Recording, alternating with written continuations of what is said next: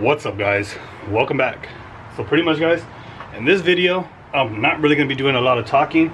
I'm just going to go ahead and get whatever I can get done before the car leaves to paint. I did do some stuff off camera. Unfortunately, it's just a lot quicker doing things off camera than having to pick a camera up and do all this. And I know it's usually part of the content, but in all honesty, I just decided to get out here and get things done.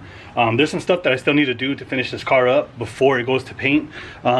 A lot of you guys may have noticed before, I never put a blow-off valve onto my intercooler piping. Well, that's what I ended up doing today. So pretty much everything is welded up. All this is going to get cleaned up once we get it back, the car back from paint actually, and that way I can clean it and make it look all polished out again. We still have to run all the turbo lines and everything else, but unfortunately I do not know where all that goes. I still got to wire in the MAC valve, so I'm going to be waiting to see if maybe when Dana comes down, he can give me a hand in wiring all that up and getting all that situated.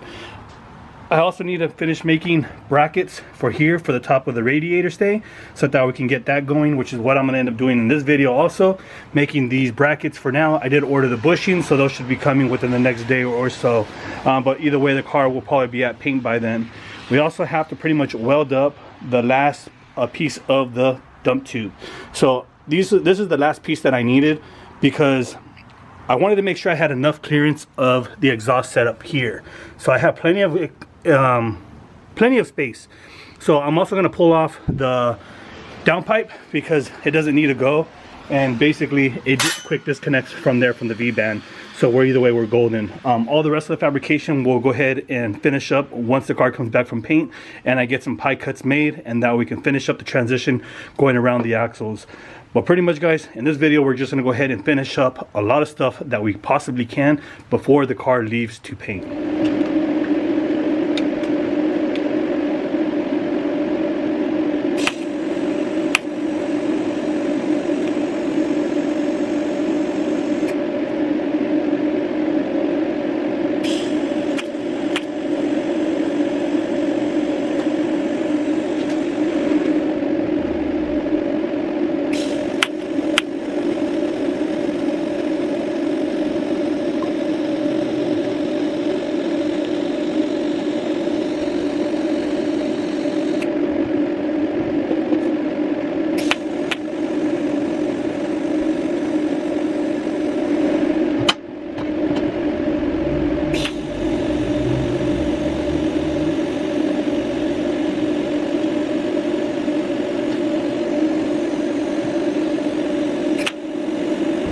Alrighty, guys, so pretty much dump tube is all finalized and all welded up. I'm just gonna go ahead and let it cool down now.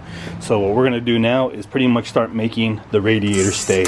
So I'm gonna use flat stock aluminum, and then I'm gonna go ahead and weld it together. I'm not sure how it's gonna turn out. I'm gonna hope for the best and then just make it work. So what we're gonna do is pretty much measure what we're gonna need from the center of here, of this point, to the bracket or the metal piece here on the frame of the headlight bucket. So this is where it's going to go connected to, so it's going to be kind of at an angle when we cut it. So it'll be drilled out here. I'll go ahead and kind of shape this after we get it drilled out and we get this bushing on. This is the size of the bushing that's going to be on it, and then from there we're going to cut it at an angle. From there we'll add another piece of an angle, weld it together, and then make another hole so we can bolt up the bolt to the headlight bucket here. So I'm going to do it to both ends. I'm going to show you guys how to do it on the first one, and then I'm going to go ahead and continue on the second one.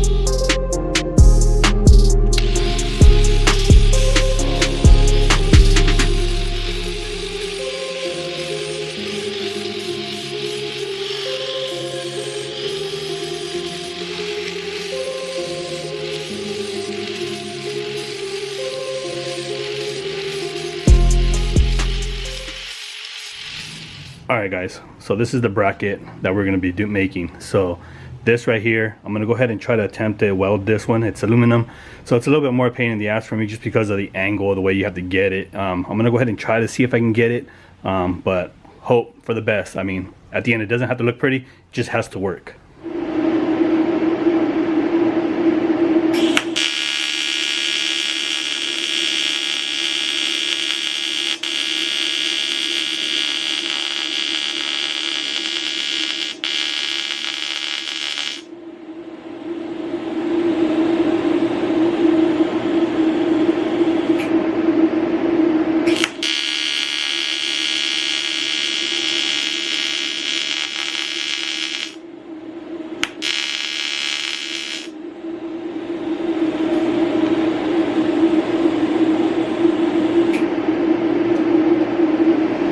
Guys, so bracket number one, not the prettiest, but I know it'll hold, so it looks good. I mean, for the naked eye, again, I'm gonna put paint on it either way so that it blends in. It's welded up on both sides, so I'm gonna let this cool down so I can grab it, and then I'll either put some water on it, because you can do that with aluminum. I'm not sure if it's really recommended, but I've done it before where if it gets too hot, I grab it with my pliers and I put it under water so I can be able to handle it. So yeah, let me go ahead and continue, guys. What we do here is go back.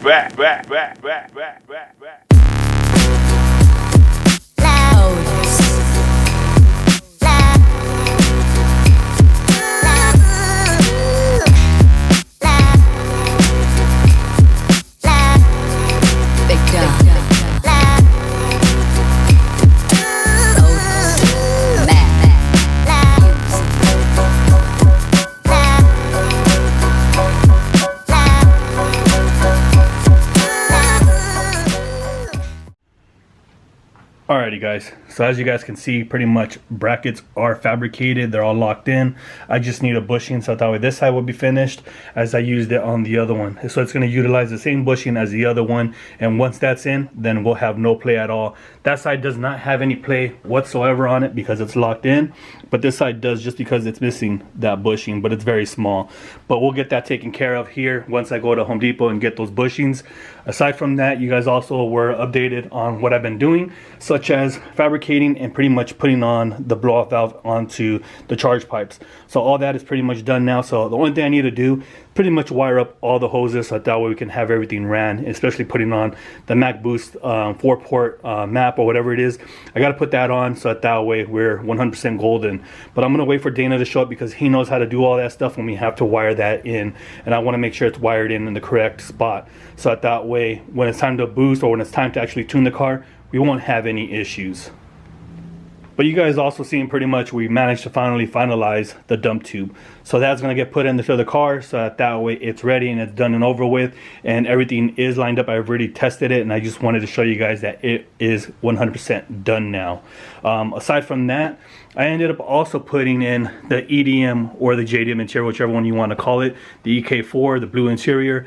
I put the passenger side seat in along with the rear seats, and the main reason why is just because at the end of the day I don't have room inside of my house because I do have my mother-in-law here. I have the carbon fiber hoods in that room and I don't want to take up the room where they're sleeping at, and I want to make it as comfortable as possible for them. So that's the main reason why I threw it in. Unfortunately, I am only going to run the passenger seat at this point in time just because of the condition of the driver's side. I am going to take it with me here locally just to an upholstery shop to see if they can fix it, see how much they're going to charge me, and if they do, if it's a decent price, I'm going to have them redo the back ones too and just see if they can redo all of the black in general. But we'll see how that goes. But for the time being, the interior is in it for now, and then hopefully now in the next day or so the car can actually head to paint and hopefully come back in a few weeks. So we are scheduled to bring my brother's car also. I'm really stoked to do that so that I can get cracking on that and give you guys some other content, because I can really tell that you guys really want to see content on that wagon. It hasn't been seen in about 10 years on the road. So the goal is, again guys, have that car finished and running for the Honda meet. Will we make it? With all hopes of God, hopefully we can, guys. But with that being said, please like, subscribe, and we'll catch you guys on the next one. Till next time.